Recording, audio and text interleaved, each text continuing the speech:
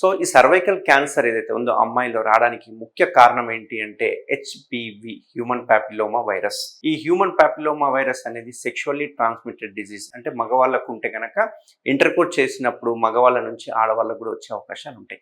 So బాడీలో కనుక ఒకసారి హెచ్పివి ఎంటర్ అయ్యింది అంటే కనుక మనకి ఇమ్యూనిటీ తక్కువ ఉండడం కావచ్చు, లేకుంటే లాంగ్ టర్మ్గా చూసుకుంటే కనుక అది క్యాన్సర్గా అంటే ప్రీ మ్యాలిగ్నెంట్ కండిషన్స్ అంటాం కదా, అట్లా క్యాన్సర్గా రావడానికి ముఖ్య కారణము ఇది ఒక వైరస్ కూడా.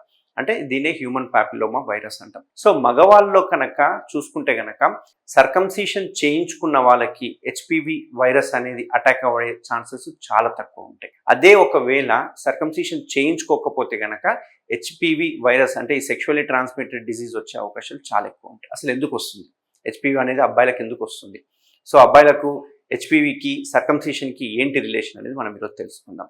సో ఇట్లా అబ్బాయిలకు హెచ్పివి ఇన్ఫెక్షన్ ఉండడం వల్ల, వాళ్ళు ఇంటర్కోర్స్ చేయడం వల్ల వాళ్ళ పార్ట్నర్కి ఆ ఇన్ఫెక్షన్ వెళ్ళిపోవడం జరుగుతుంది. అండ్ వాళ్ళకి మళ్ళీ ఫ్యూచర్లో సర్వైకల్ క్యాన్సర్ రావడానికి అవకాశాలు ఉంటాయి. ఎందుకంటే హెచ్పివి అనేది one of the cause of the cervical cancer.